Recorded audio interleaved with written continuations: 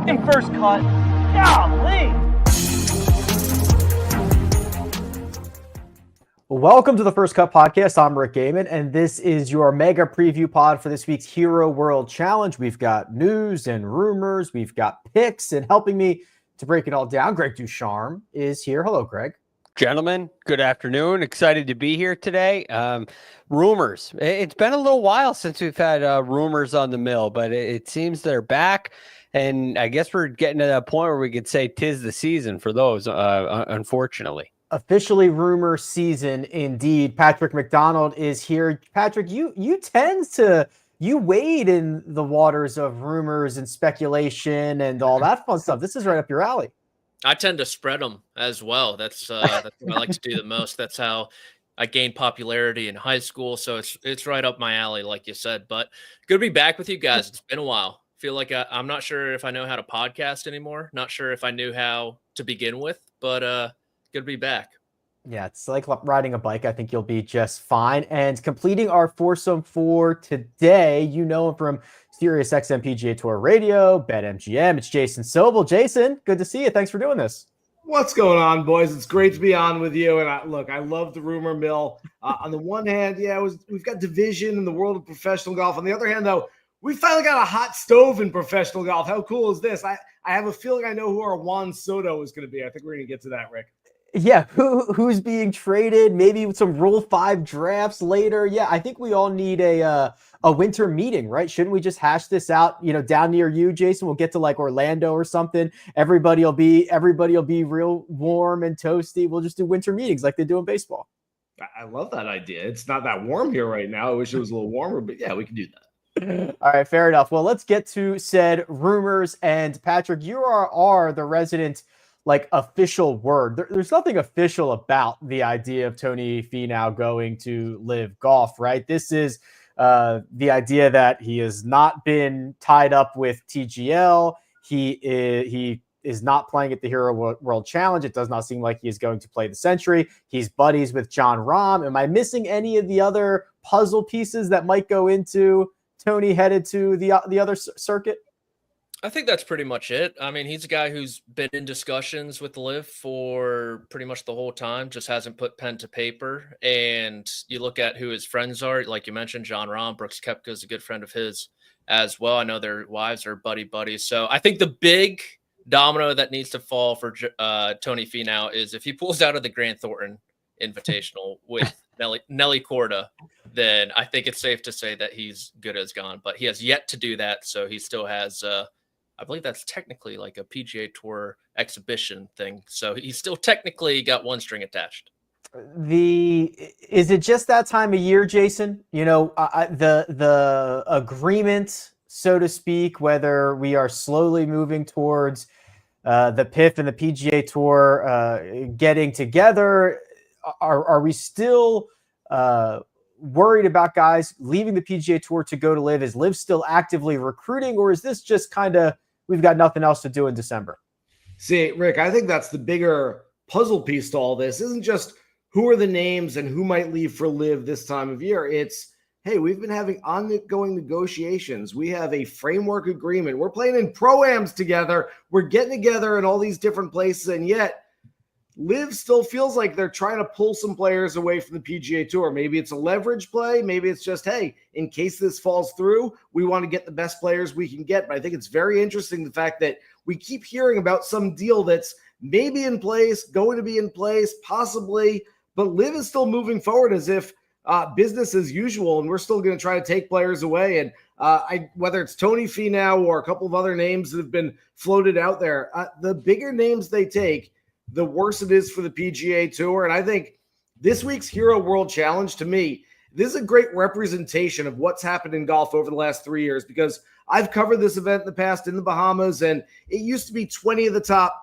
27, 28, 29 players in the world. You look at that list now, and I know Rory doesn't usually go. Xander's not there this year. Hovland's not there. He's won in the past. Colin Morikawa's not there this year. All of a sudden, it's Scottie Scheffler, and it's pretty good. And no offense to those players who are playing this week, but it looks very watered down. And you come to think of it, and that's just what the PGA Tour product is these days, there's not a whole lot of superstars left. And if LIV keeps stealing them away, boy, the cupboard's getting bare as we speak by the day. Just 3 of the top 10 players in the world teeing it up at the Hero World Challenge this week. Had to go pretty deep to get to this field of 20. Greg, when you hear all of these rumors swirling, you wonder, what types of things are being said to Tony Finau. He's clearly not the linchpin that I think Jon Rahm thought he was a year ago, but Jason's right. When you just slowly kind of, fill up the ammo with a bunch of superstars and stars, and it makes your competitive product worse. It takes a big toll. It's one of those things that if it turns out to be true, it certainly hurts the PGA Tour. I'm not sure it really helps LIV, which is kind of just a sad truth, because Tony Finau doesn't have much major championship status. He may have his official world golf rankings for this year, but we know how quickly that can go away. And all of a sudden, Tony Finau's on a path, if he decides to go, and if the rumors are true, he's on a path to essentially disappearing from mainstream golf. He doesn't have the exemptions like Bryson and Brooks have, and even Dustin Johnson and Cam Smith. He doesn't have those kind of exemptions, those pathways into major championships, and that could really hurt Tony Finau. Of course, there's a big reward for that. He'll be compensated for that, I would imagine, and perhaps there's a chance that this all turns out to be nothing. But, I wonder a couple things. One, what is the situation of the lawsuit with Tony Finau? Does that play a role in this? And, another really important aspect, I think the last piece of the puzzle that we haven't answered is there hasn't been any answer from Tony Finau, unless I've missed something. This is a pretty easy one to squash. If these are just rumors that we're talking about because it's December and he's not playing in the Hero World Challenge and he's not signed up, not in the Century, those are pretty easy rumors to squash if you're Tony Finau, and he hasn't. And this is just the world we live in now. That's a big puzzle piece. Let me try to. Well, Greg, I'm not sure if you're on the. I don't know if Greg's on the TikTok, but Tony Finau's wife has a large presence there, and she took a fun little video of a headline saying "Rumors of Tony Finau to LIV Golf," and put a fun little sound over it, and was just like, and brushed it off a little bit. So that's the best you're getting from the Finau team right now at this moment. I don't know what that means. It just adds a little more question. Speaking of rumors, Greg, are you on TikTok? Yeah, no. You could look for me, but you're not going to find me. Yeah, that was that. Yeah, the people needed to know that. I'm glad we covered that. Well, I think that to tie this back a little bit to the Tiger presser this morning, Jason. Of course, Tiger was asked not only about his health, which we'll get to, but he was asked about the ongoing discussions with PIF, and Tiger said, "quote I think something will get done. In what form or shape, I don't know yet." End quote. That doesn't leave me super confident about anything being imminent. It does not feel like we are at the 1 yard line, despite being a couple of years into this.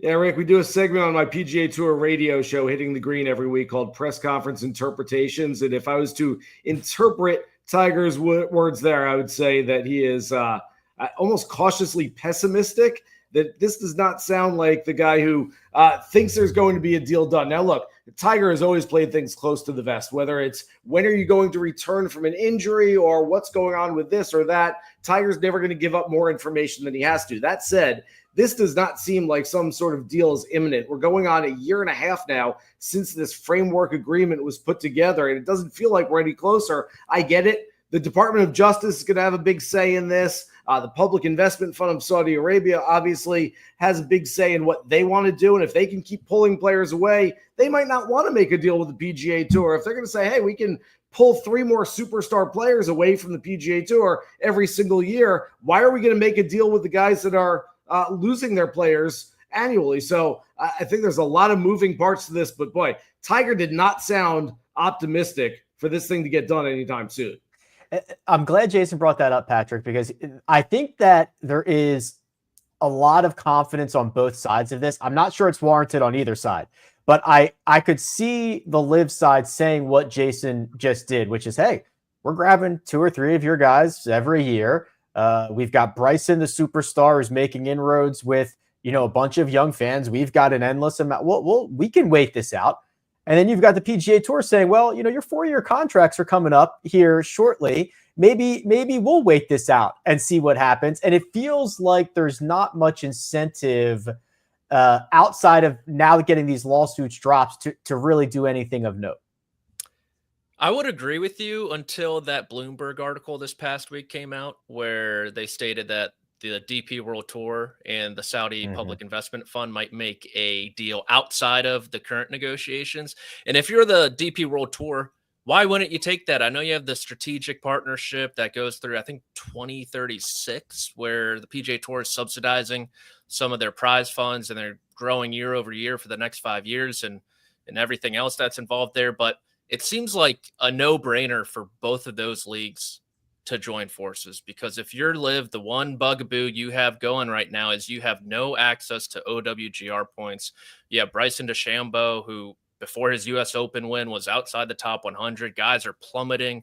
And so if you create a pathway between LIV and the DP World Tour, which they've done, although it's come at monetary cost with guys paying fines for every non-sanctioned event they play in, then it seems like a slam dunk to me. And that would put the PGA Tour in a pretty precarious position where they can poach these guys. And if they're willing and able to play all around the world and probably more than the typical PGA Tour schedule, even though originally a lot of these guys didn't want to play as much, then they're going to be in a great spot. Like Patrick Reed could be back inside the top 50 before we know it. Guys like that. And so I think that would put the PGA Tour in a bad spot and probably has them on the edge of their seat right now. I think there's 40 some odd LIV players teeing it up in Saudi Arabia this week. That's an Asian Tour event.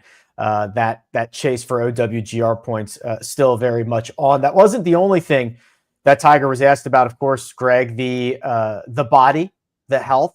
Obviously not playing this week. Maybe plays the PNC Championship in a couple of weeks. Doesn't have to walk the golf course. Allows Charlie to hit as many of the shots as he can. Tiger would say, quote, "I'm not tournament sharp yet. I'm not sharp enough to compete against them at this level. When I'm ready to compete and play at this level, then I will," end quote. So again, keeping it close to the vest, saying when I'm ready, I'll play. Yeah, that's kind of a strange answer, because I don't think there's been a point where Tiger's been sharp since the accident. I don't think there's been a single point where he's been tournament sharp and ready to compete with these guys since the accident. So, I don't really know where he's going with that, other than saying he's not ready to play. But we also didn't really get an answer on what that means. Not being ready, there's a really large area where you can cover from not being ready, right? The day after your surgery, you're not ready to play. Also, the day before you do play, you're not ready to play. So where are we? We didn't really get a great answer on that with Tiger. Is he going to play in the PNC? Like, it would have been a great follow-up question. Hey, I'm not playing this week because I'm not competitively ready to compete with these guys. Well, are you going to play in the PNC? Are you hitting golf balls? Are you practicing? I know you got back in the gym. He did say that.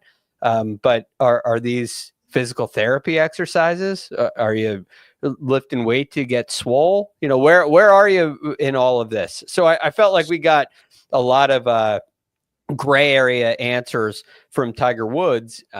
He said there's no real target for coming back, although he mentioned next year a few times. So, but they're really, I left the Tiger Woods press conference with a lot more questions than answers, which it's typical. And there's probably nobody better at that than Tiger Woods, telling you something that keeps you on the edge of your seat without telling you anything at all. Last word on this goes to you, Jason. And we did get a little bit of a concession from Tiger that his ideal once a month cadence for 2024 was optimistic, and he did not seem to be willing to double down on that into 2025.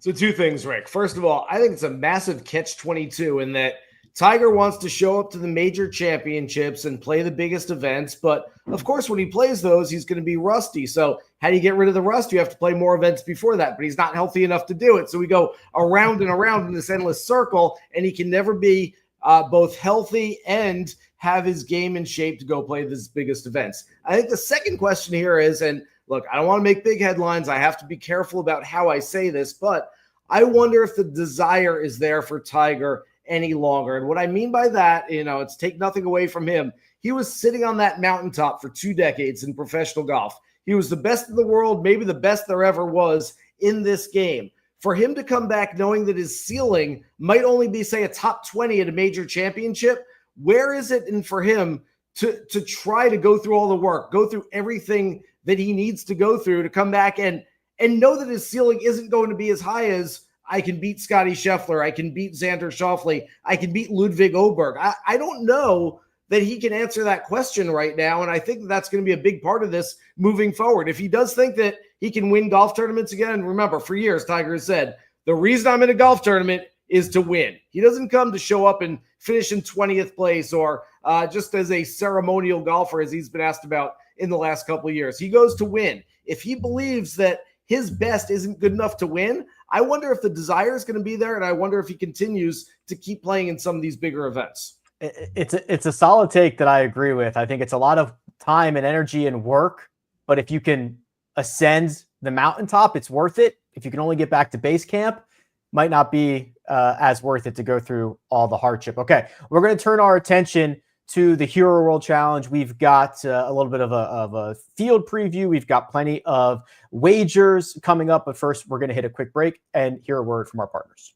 CBS Sports HQ, giving you college football coverage unlike anyone else. We're talking Big Ten. Pre- and post-game coverage. Are you encouraged with the way that this team responded? Along with breaking news. A lot of movement in the rankings this week. Highlights and expert analysis. That streak could be in jeopardy here. Sure. What was your main takeaway from this game? How impressive was his domination? That really changed the football game. Let's go ahead and have some more fun. Another wild ending. The chaos continues. Turn to CBS Sports HQ. And we're back. I will remind you before we jump into this Hero World Challenge that we've got a mailbag episode coming up in a few weeks. From what I understand, Josh's email inbox has been blowing up. That is awesome. If you want to continue that progress, it is firstcutpodcast@gmail.com. All your questions, concerns, comments, fire them over, and we will go through as many as possible. Hero World Challenge, 20 players in the Bahamas. Patrick, Scottie, Scheffler, no doubt the headliner is the number one player in the world. It is probably not particularly close. He is the defending champion. He is going to be the focus for this week. I don't know how he opened at 2.5 to 1. I thought I was taking crazy pills when I saw that Monday morning where, he was 3 to 1, I think, in a full field event this year on the PGA Tour. And now you give me 20 guys, half who are probably just there, vacation, snorkeling, doing that whole thing. And then Scottie Scheffler is the king of, once he figures out a golf course, sayonara, game over. Look at all the golf courses he's won at multiple times. Augusta, Sawgrass, Scottsdale, Bay Hill. He's lost to one guy in this tournament in 3 tries, Victor Hovland. Guess what? Not in the field. Scottie Scheffler going for win number 9 worldwide in 2024. Is that right? 7 Sounds like a lot. 7 on the PGA Tour and the Olympic gold. I'm going to go with 9. It kind of feels like I'll see you guys on Sunday. Scottie Scheffler close to the lead on the back 9, and we'll go from there. Feel like we can fast forward this bad boy. You did bring up something that I thought was interesting, and that's the vibe around this event. And Jason, you've been out there. You know what this is like. Some guys, I think, are there for a nice little vacation and to knock some rust off. We haven't seen them in a couple months. Others there very much to win. How would you describe the sentiment around this event? So I often say about Kapalua, the Century Tournament of Champions at the beginning of the year in Maui, that some players look at it as a business trip. Some players look at it as a vacation. I would like to say that there are some players looking at this week as a business trip, but Trust me, it's more vacation than anything else. You go to the local casinos at night, you'll see a couple players around the craps table. You go out to a nice dinner, I'm sure you'll see some players having a nice glass of red wine somewhere. So for the most part, most of these guys are out there just sort of having a good time, winding down. Yeah, maybe some of the guys are trying to find a little something before they get into next year. But for the most part, this is a last hurrah before the holidays. Everyone gets a nice paycheck, pay for all those nice Christmas presents at the end of the year, and they're all going to have a good time this week. Yeah, maybe the main goal is to get out of the Bahamas with that prize money. Don't leave it all at the casinos. Greg, we talked about Scottie. There are two other players in the top 10 in the world playing this event. Ludwig Oberg and I believe Patrick Cantlay is the other one. Oh, no, I'm sorry. Wyndham Clark is the other one. I think Cantlay dropped to 11. But it does feel like there is a little bit of a gap without Morikawa here, without Xander and Victor, and of course Rahm and some of these other guys. So the rest of the field composition is interesting, and we talked about it a lot on Monday. Once you get down past player, let's call it 8, golfers 9 through 20 are very interchangeable. It could create a pretty interesting leaderboard coming down the stretch.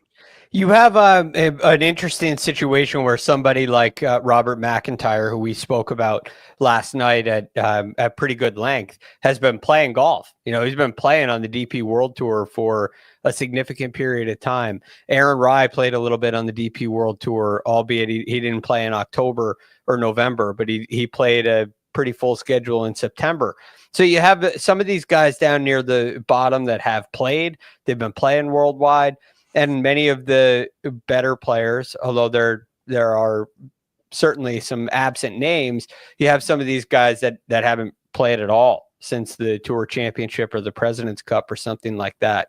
So that's always a hard thing to predict. What's their motivation coming back, and where is their game at this point during the season? And that includes Scottie Scheffler. I think we know where Scottie's game will be.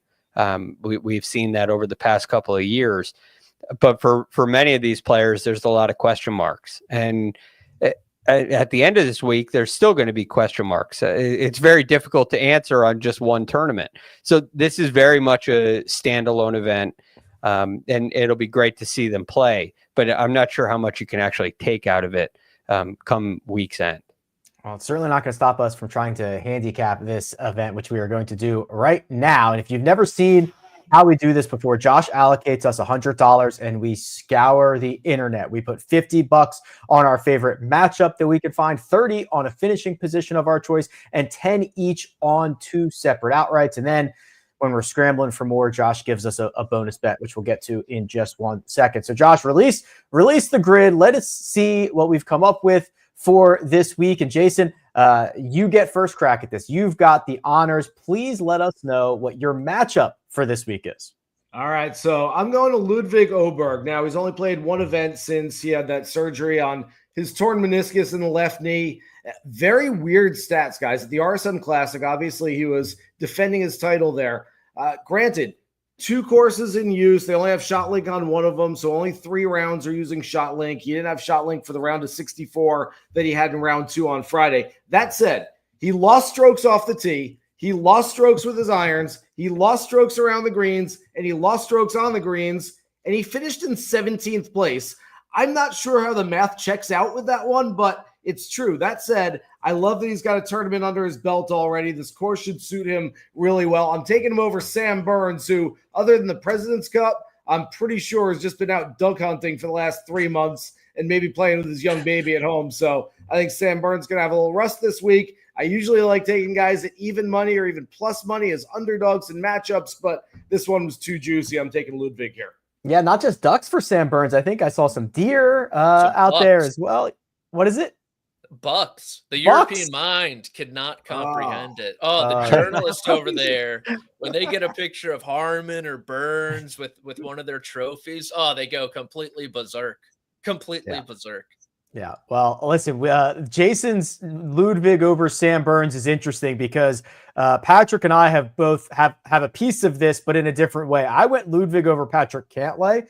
Cantlay's the only guy who's played as little as Ludwig is, and it's not because of injury. He's played like 7 times since the U.S. Open, 7 times in the last 6 months. Just not a lot of great play. It's been okay, but nothing special. I'm going with Ludwig here. Patrick, you've got the other side of it. You're also picking on Sam Burns, but with a different golfer. Yeah, I'm going with Russ Bus minus 120 over Burns. There are a lot of big numbers out there. You see guys always kind of looking in bushes, trying to hit shots out of bushes, and when I think about that, I think about Sam Burns. Let's just be honest. The guy's pretty wild off the tee. And Henley's the complete opposite. He's been awesome in 2024. I think he has a chance to contend this week. And so give me the steady Eddie with Henley in this one. Steady Eddie, Russell Henley over Sam Burns. And Greg, you are kind of on an island here. No exposure to Ludwig, none against Sam Burns. What's the matchup that you found? Yeah, I've got Wyndham Clark over Jason Day. I had a hard time looking through the matchups, slim pickings with ones that I really liked. This one was my favorite. Wyndham Clark and Jason Day were both at minus 110. So they were rated as even in this matchup. And Wyndham Clark has had a little more up and down performances, but I think there's been a little higher ceiling for him. I think he can putt with Jason Day on a good day, and I think he's a little bit better of an iron player than Jason Day as well, which gives him a little bit of an edge. I have not been impressed with Jason Day, although his play has been very limited. He does not have a great record here.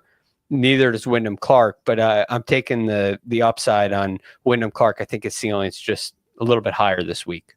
Wyndham minus 110 over Jason Day for Greg. Now, on to the finishing positions. We've done a pretty good job here. We've got a nice little mix of options. Greg, I'm going to bounce it right back to you, bud. What is your finishing position wager for this week? I've got Nick Dunlap, top 10. He's only got to beat half the players in the field. You can get that at plus 150. And what I really like, similar to Wyndham Clark, he's got some real upside when it comes to the iron play. Rick, this is something we spoke about last night as well. Many of these events since the end of June, he's been able to gain 5 strokes approaching the green. I think there's a really high upside with Nick Dunlap. He can get a little wild off the tee as well. So can Wyndham Clark. I think you can play that way around Albany. There's some room off the tee. I think Nick Dunlap will be able to handle that. And while his putting stats have been very up and down as well, I think he is a really good putter and very reliable. I think he'll be able to handle these Bermuda greens. So I like Nick Dunlap beating half the field at plus 150. Yeah, only half the field. Remember, for that top 10. And Jason, that's what you found as well. A top 10, but a different golfer.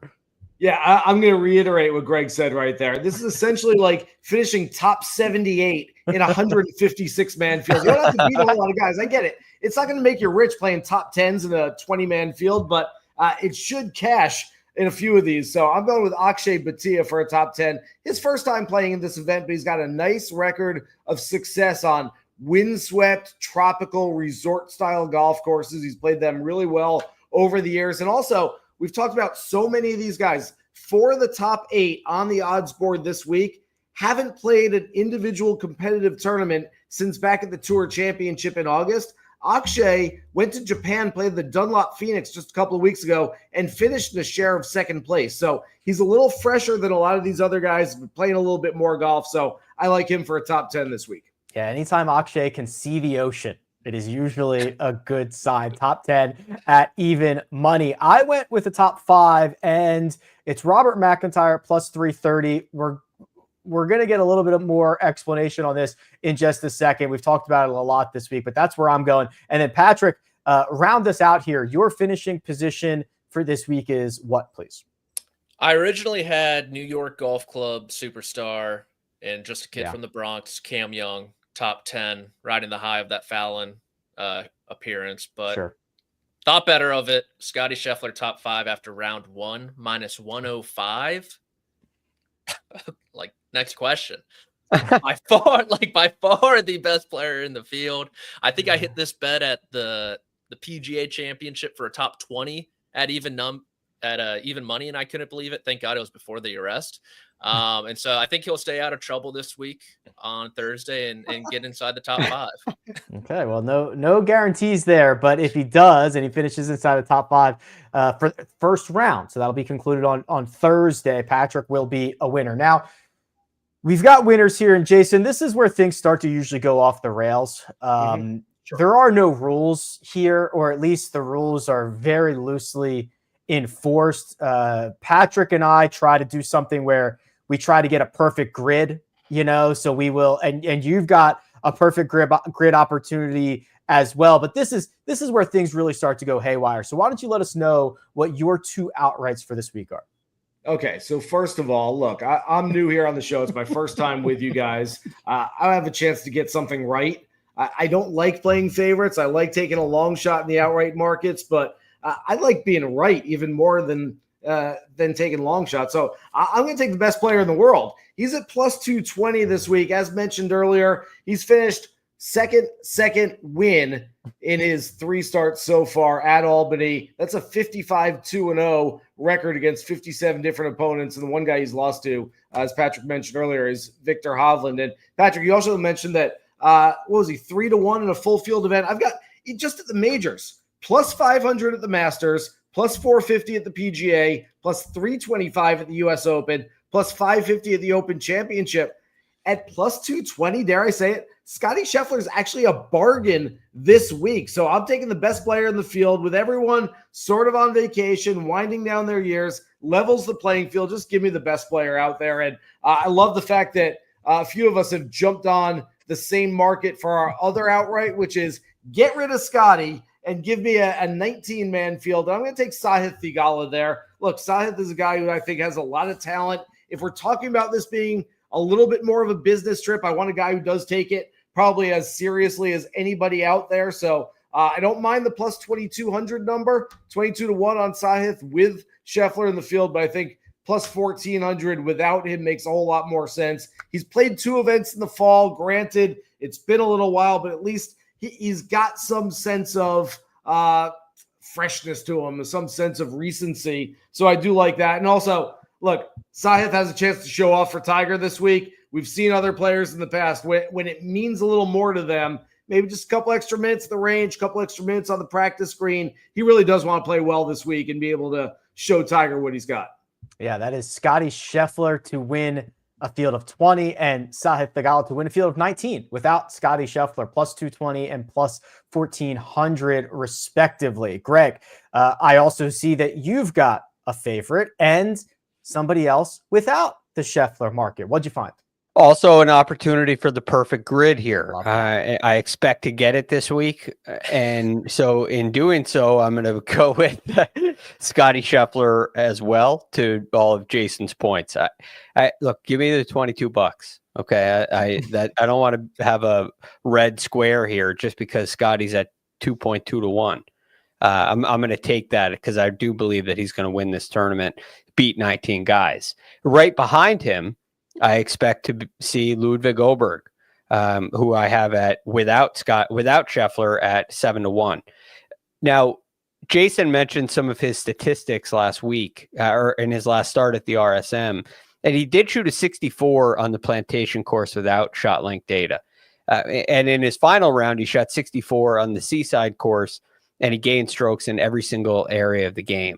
I think the AI machine, Ludwig AI, as we call him, is getting himself calibrated, shaking out those 2 poor rounds that he had last week. I think he gets it together, and maybe there's a little correlation between Ludwig and a fellow Swede like Henrik Stenson, who's also a winner here. I think his game will fit really nicely. Ludwig is learning. He's starting to become aware. It's scary for the human race, indeed. Patrick, let's get freaky. So let's start with our DP World Tour wagers. This is the event in South Africa that Max Homa won last year that I'm completely blanking on its name right now. Nedbank. It's on the screen. Oh, sorry. Nedbank Golf Challenge. Yeah. I could also just read. That would also help. We've got 2 golfers in the 20s. I went with Nicholas Norgard. Muscles on muscles. Unbelievably talented. He's been knocking on the door. He's been great on the DP World Tour. I'm going with Norgard. Who'd you take? I went with fellow PGA Tour member to be Tom McKibben at 22-1. Played great there in Abu Dhabi and Dubai, and think he's going to keep rolling it on. And then over in the Bahamas, perfect grid, Russ Bus Henley, obviously, 9-1 to finish second behind Scottie Scheffler, or maybe win for all we know. If so, the stars both align. Work. Either will work. That's Russell Henley in the without Scottie Scheffler market at 9-1, and then I went to Saudi Arabia. Oh. Peter Uihlein, fresh off his win in Qatar, he's been horrible on LIV. He's been very good on the Asian Tour. This is technically an Asian Tour event. I think he finished second or third here in April. They played this event at Riyadh Golf Club in April, so they're going to play it twice in 8 months. It is Peter Uihlein time right now. He's 22-1. Oh, it's not in King Abdullah Economic City. It's not at Royal Greens. He eats that place up too. Oh, he loves Middle East golf is Peter Uihlein golf. Here's a Peter line. I was going to say, I can't tell you guys how much money I lost on Peter Uihlein back when he was playing PGA Tour events in the day. I mean, just waiting and waiting every single week. Let's double up. Let's double up again. Just never happened. Yeah. Oh, I've got plenty of those guys for sure. Yeah. That is Uihlein, Russell Henley without Scottie, Sahith without Scottie, Ludwig without Scottie, a couple votes for Scheffler, McKibben, and Nicholas Norgard overseas. Now, this is the point where we beg Josh for an extra $50. We can put it on anything we want, and things have gotten very freaky. I will admit, when I opened up the outline, I had already saw that Patrick and Jason both put a parlay in, and I was like, all right, well, I will fire at one of those as well. But Greg, you did the admirable thing. You took a straight wager, one that we have spoken about at length this week. Where are you going to put your money? Yeah, and if you look at my results for the fall, you can see that it's working out. So I'm going to stick with the plan here. I got Robert McIntyre for a top 5. He's been playing golf all fall long on the DP World Tour, and he's been playing well. He's been gaining strokes across the board, nearly every round in every area of the game. I really like where he is right now. I think this is a very much a business trip for Robert McIntyre that turns into a vacation afterward, because he's gonna have a pretty good week down there in the Bahamas. All right, that's Robert McIntyre, top 5 out of a field of 20 plus 330. I found a couple of interesting little nuggets here. So on DraftKings, there is a big guns versus the field. So that's Scottie Scheffler, Justin Thomas, Ludwig Oberg, and Patrick Cantlay to win. Any one of those will do just fine. That alone is minus 150. I added in Corey Connors to finish top 20 at the Nedbank. Doesn't need to win. He doesn't win, so I don't need that. I just need a patented like T17, and I'll be super thrilled here. That alone is minus 275. That is also a small field. I think it's 66 golfers. Put it together, plus 127 is my parlay for the week. And I was inspired by both Jason and Patrick. Patrick, you're up first. You've got the longest odds here. What have you taken for this week? It wouldn't be a best bet segment if Scottie Scheffler to win was not in it. So I threw him in it with Steelers moneyline revenge game, home against the Browns, second time in the last 3 weeks. You know who was looking pretty unlimited last time I saw him? Mr. Unlimited. Rick, I think they're the second best team in the AFC right now. He threw for like 450 yards or something. I think they're the second best team in the AFC and maybe the fourth in the NFL. Some are saying. Some are me. And then I'm going with the Oregon Ducks in the big, I think it's the Big Ten. I don't know. I still don't understand conference realignment, but it's on CBS. So I felt like I had to get a little piece of the pie here against Penn State. Penn State, just perpetual losers. Are you kidding me? They don't win anything at all. And so give me the Ducks, the Steelers, and Scheffler all to win this weekend at plus 592. Wow, quack, quack, quack. Nearly 6-1 for all those things to come true. And Jason, you get to put a bow on our best segment. What have you opted to go for with your extra $50? I feel so cautious because I'm going with a Scheffler parlay as well, but it's not to win. It's for a top 5. Look, I get it. I can tell people Scottie Scheffler to finish in the top 5 is like, yeah, no kidding. But think of it as an odds boost this week. We all like that little alert we get on our phone, like, hey, you just got a little 30% odds boost. We're like, all right, I wasn't going to bet the game tonight, but now I will with an odds boost. Basically, Scheffler top 5 is giving you that free odds boost for whatever you like. Now, I've been absolutely despicable betting football this year. I'm going to take Clemson plus 2.5. I'm sure Colt knows SMU. Who are they? The Mustangs or something? They're going to go out and beat Clemson by 40 this week because I'm terrible at betting football. I'm not here for football. I'm here for the golf. I'm going to take Clemson plus 2.5, but what I'm going to do is tell you whatever you do like in football this week, throw a little Scheffler top 5 on top of it because that's going to boost your bet up there.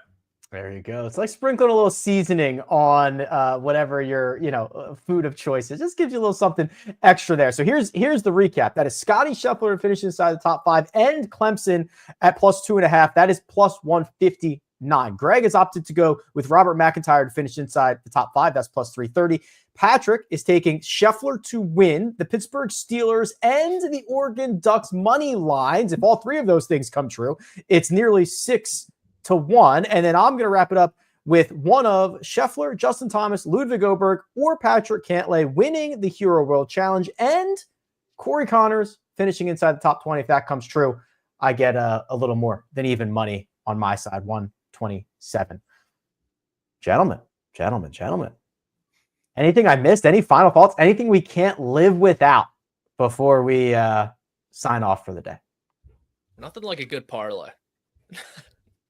I really got excited when I saw that you guys both had parlays in there already. And I was like, let's go. I was like, these guys are sick.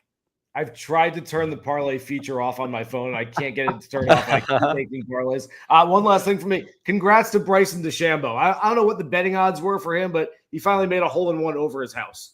I was worried that it was going to run so long. Like eventually he was going to have to travel and go to a golf tournament and he wasn't going to be at home. And then what would we do? Just pause the challenge until I'm glad he got it done before he actually had to hit the road somewhere.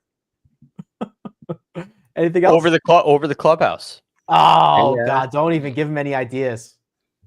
Yeah, I'll be doing that everywhere he goes from here on out. Okay, we'll be back on Sunday to recap everything that happened in the world of golf this week. Big thanks to producer Josh, who does all the hard work behind the scenes. Big thanks to Jason Sobel coming on. Jason, appreciate you. Awesome stuff. Thank you, guys. Appreciate you having me. Greg DuCharme, Patrick McDonald. I'm Rick Gehman. This has been The First Cut. We'll catch you next time.